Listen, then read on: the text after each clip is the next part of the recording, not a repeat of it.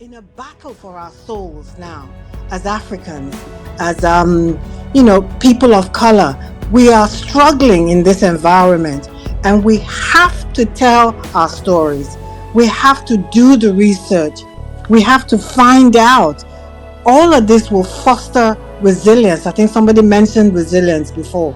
And, many African diaspora communities have endured historical hardships and injustices such as slavery, colonization, discrimination, and we're still impacted every day by this legacy. And fresh trauma were triggered as we live today. Storytelling can highlight the resilience and strength of these communities, of our communities, what our ancestors endured, instilling a sense of pride and empowerment and giving us the impetus and the knowledge and the belief and the empowerment that we also can survive.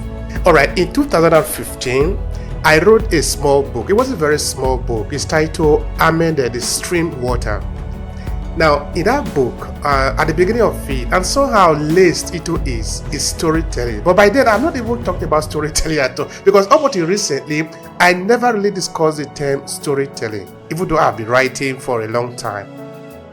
Now, in the book, we see the protagonist starting with story.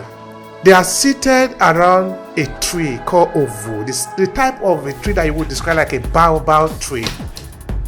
And all the night, every evening, all the children come to listen to the storyteller, who has the name Okopuji, coming from Opuje. Okay, that is a kind of a rhyming there.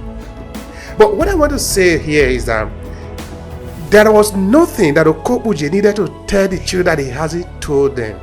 But every evening, the children ran there to listen to him.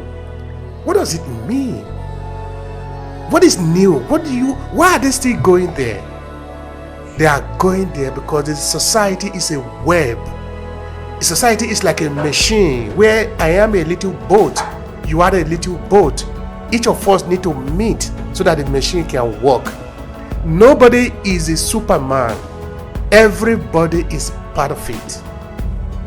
I remember one time, Chinua Achebe was being interviewed in CNN. They were, of course, he had been told many times that he is the father of African literature. And Chinua Achebe, responding to the journalist, told him, when African literature belongs to the African people, I cannot be the father of African literature.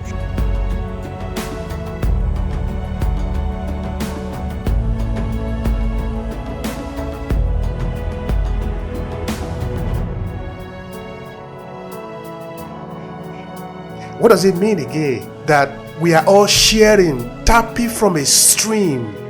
This stream belongs to all of us. Storytelling can really be very powerful if we understand it as a stream of life for us. And we could even take it away from there. Let's take it away from there a little bit.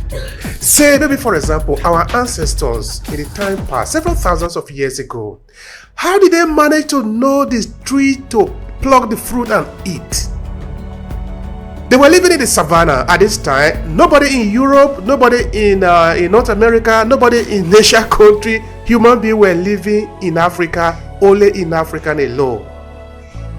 How did they know where the water was? If the danger come, there were a lot of danger they had to face to survive. If you know the evolution of human history, how did they know where to run to when the danger come?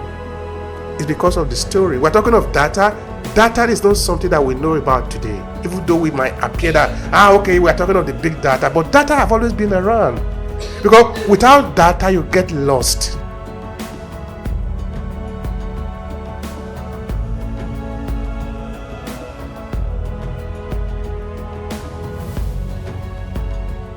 So storytelling have always been the means through which we can survive.